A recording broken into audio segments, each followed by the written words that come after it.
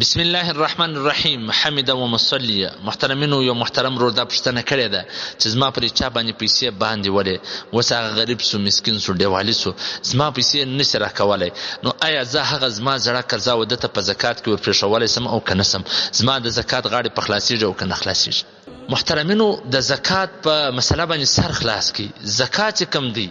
هغه چې کله سړی جلا کوي یا به د زکات نیت پکې کوي یا کله سړی وایي چاته ورکوي د زکات نیت به پکې ورکوي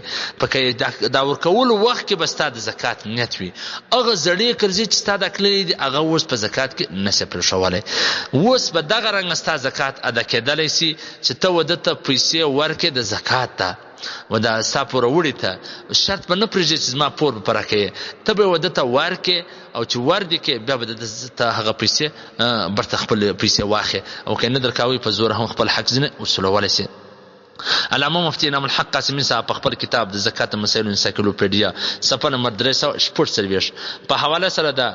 خلاصة الفتاوى جلد نمبر اول صفحه نمبر 244 کتاب الزکات دغه رنګه هکذا فی الکنز جلد نمبر اول صفحه نمبر 100 البحر رایق جلد نمبر 2 صفحه نمبر 210 فتح سید کتابخانه فتاوی ترخانیه جلد نمبر 2